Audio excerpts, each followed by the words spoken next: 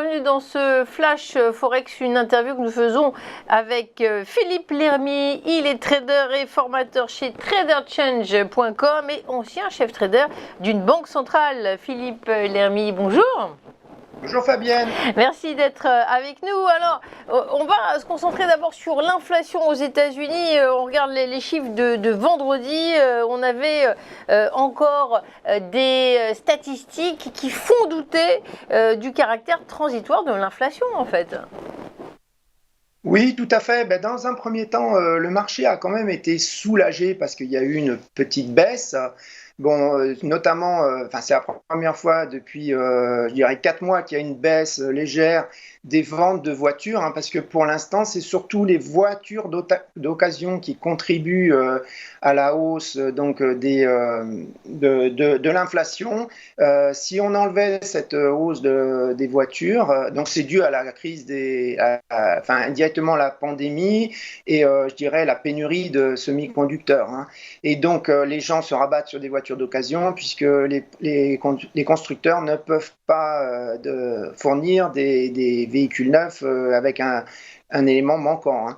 Donc, ce qui se passe, c'est qu'en réalité, si on enlève la contribution des voitures, on a une inflation hors alimentation énergie qui est plutôt proche de 2%. Alors, pour l'instant, on n'a pas l'impression que ça se tend dans les autres secteurs. Il n'y a pas vraiment de hausse, je dirais, dans les autres secteurs, mais enfin, on reste toujours avec un plus haut à plus 30 ans, hein. Donc, c'est vrai que ça reste fébrile, mais Powell l'avait dit, hein, lors de son discours lors du symposium de Jackson Hole fin août, malgré une inflation qui était plus haute que ce qu'il estimait et ce qu'il avait anticipé au départ, il pense que ça reste transitoire. Et pour l'instant, c'est ce qu'on a comme impression. Dans un premier temps, il y a le dollar qui a baissé, l'eurodoll qui a monté, etc.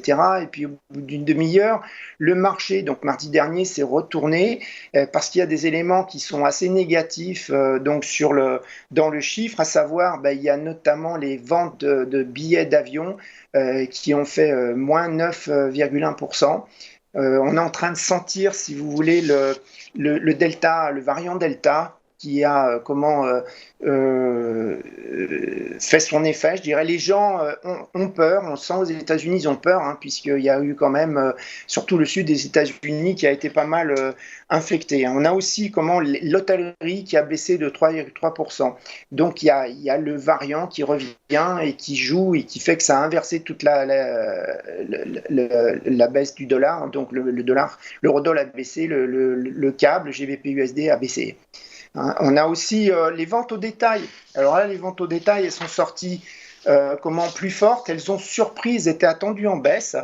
Et en fait, si on a et le chiffre, même si on enlève les voitures, notamment l'alimentation et l'énergie, on reste avec une hausse de plus de 2,5% sur un mois. Donc c'est très fort.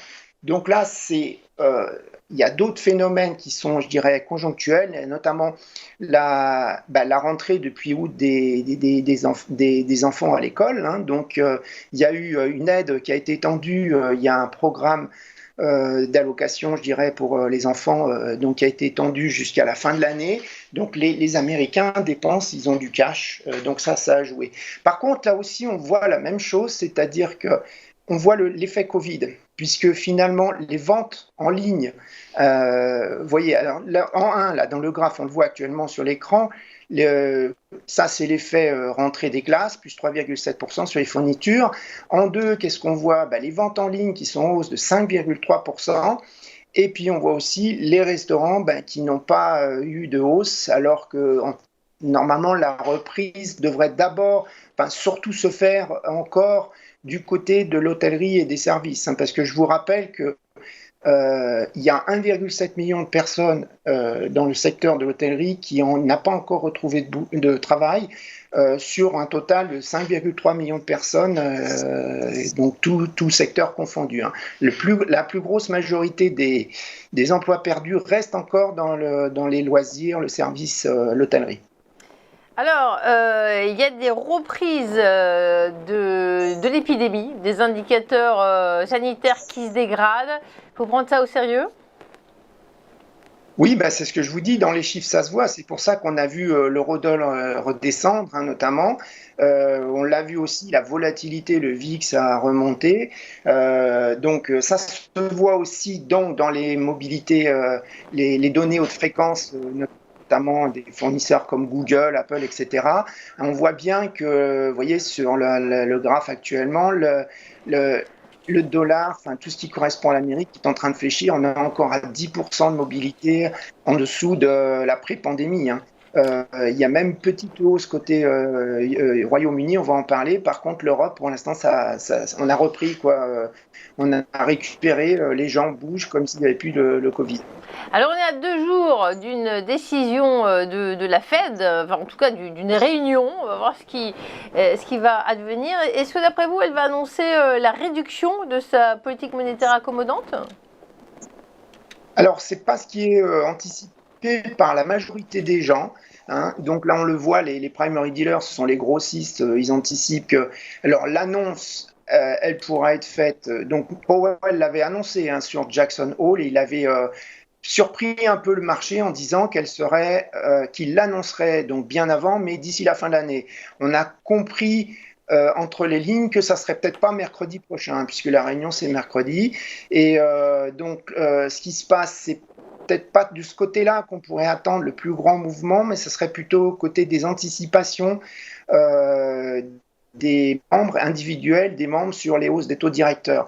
Là, actuellement, la majorité des membres pensent qu'on aurait une hausse des taux pour 2023. Il suffirait qu'il y ait trois des 18 membres actuels, que trois seulement pensent à relever la hausse des taux de 0,25% en 2022.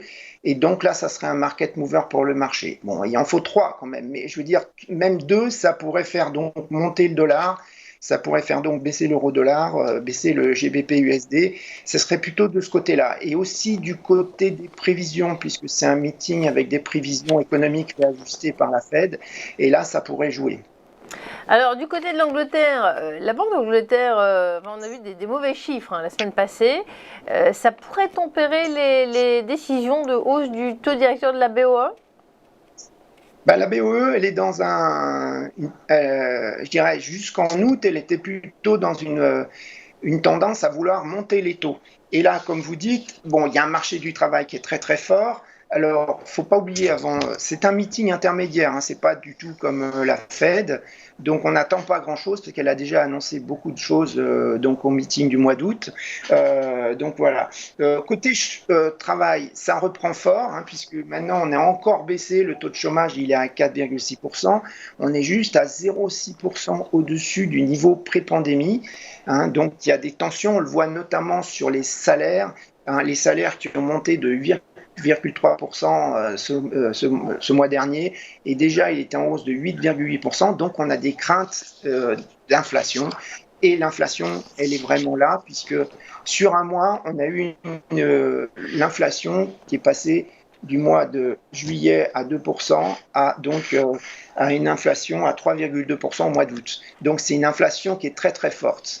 On s'attend, donc ça va en faveur d'une hausse des taux directeurs de la BOE, hein, et on s'attend à une inflation qui serait plutôt de 4%, parce qu'il y a une hausse de la TVA qui est prévue dans le tourisme.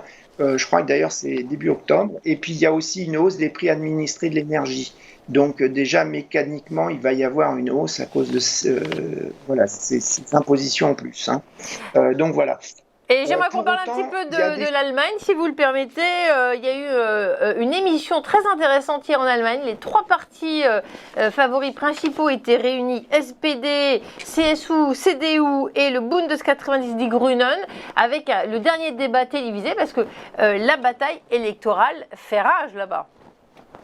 Oui, tout à fait. Alors, ce qu'il y a, c'est que pour l'instant, le marché n'anticipe pas de coalition claire.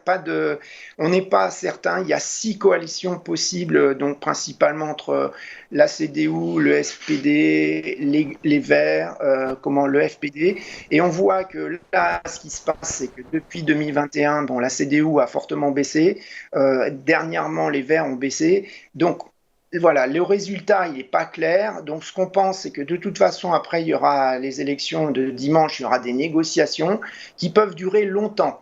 Maintenant, quand on voit les plus gros partis sont plutôt majoritairement euros, ils sont plutôt majoritairement pour la politique Schwarzenegger, c'est-à-dire réduction de la dette, hein, même si momentanément le ministre Olaf Scholz des Finances a je dirais, fait une exception avec la pandémie. On sent bien que, bon, même le FPD est plutôt pro-euro, etc.